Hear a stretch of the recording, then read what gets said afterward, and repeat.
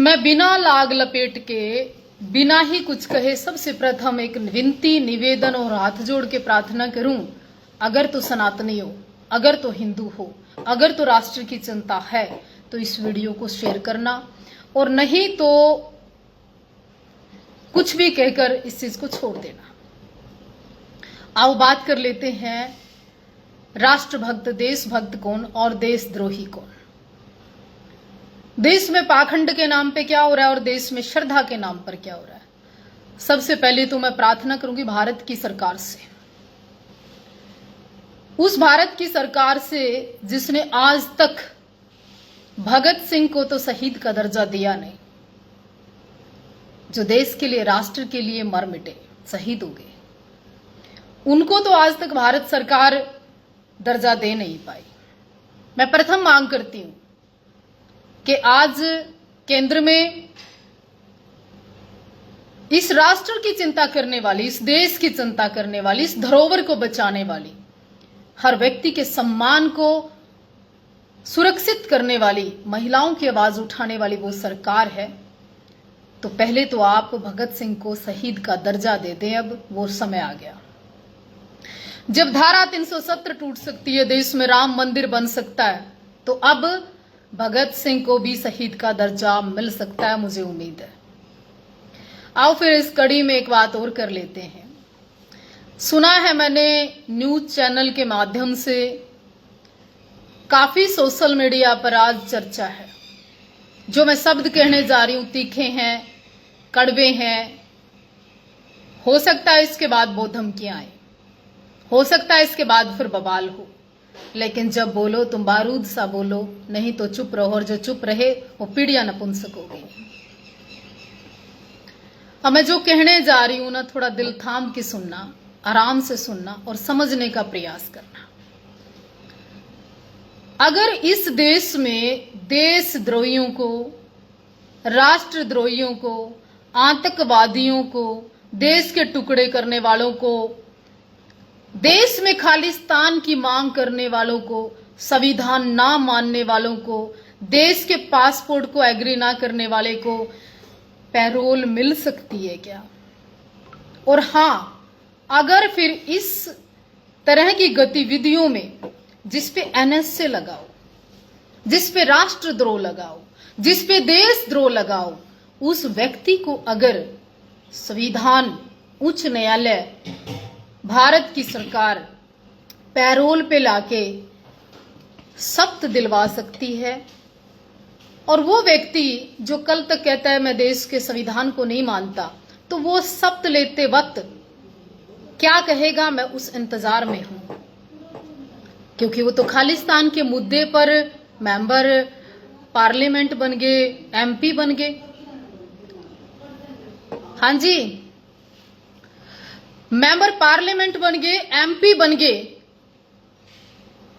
उस व्यक्ति को अगर पैरोल देकर आप सांसद की कसम उठवा सकते हो, तो वो व्यक्ति संसद में खड़े होके, कानून के उस मंदिर में खड़े होके, उस लोकसभा के या देश का प्रतिनिधित्व जो करती है उस मंदिर में खड़े होकर क्या बोलेगा कि मैं संविधान की शपथ लेता हूं, इस देश और राष्ट्र से गद्दारी नहीं करूंगा, या फिर ये कहेगा, और शपथ किन शब्दों में लेगा? शपथ तो उन्हीं शब्दों में लेनी पड़ेगी।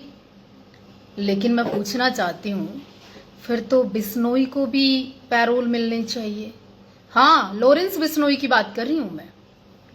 फिर तो लॉरेंस बिश्नोई तो राष्ट्रभक्त भी है, लॉरेंस बिश्नोई तो फिर सनातन की बात भी करता है, वो तो भगत सिंह, शाही, मतलब सबकी बात करता है, वो तो सारे ही शहीदों का सम्मान करता है, उसके तो सनातन, गौ भक्ति, ये सारी चीजें लॉरेंस बिश्नोई के दिल और दिमाग में है। फिर उसको भी एक दिन की पैरोल दे देनी चाहिए, वो भी राम मंदिर दर्शन करना चाहता है, इसमें क्या बुराई है? और आने वाले समय में फिर लॉरेंस बिश्नोई को चुनाव लड़ना चाहिए, और चुनाव लड़कर जीतना चाहिए, और जीतकर फिर शपथ लेनी चाहिए। अगर अमृतपाल चुनाव लड़ सकते हैं जेल के अंदर, तो फिर लॉरेंस के को क्या दिक्कत है भाई? है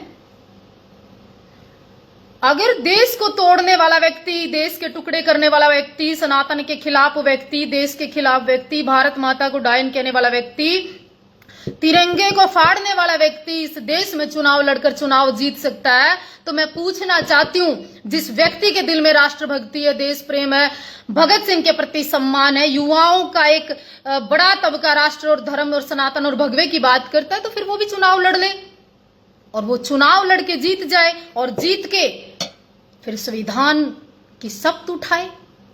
फिर कहां गलत?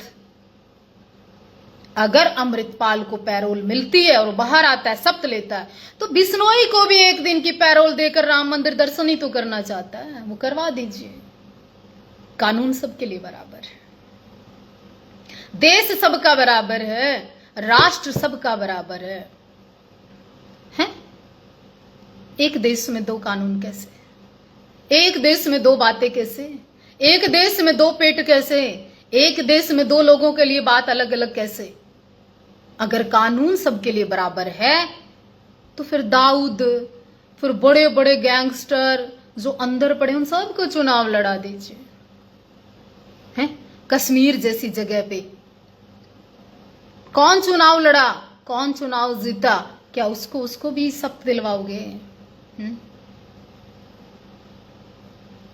क्या मेरा सवाल गलत है? क्या मेरी सोच गलत है?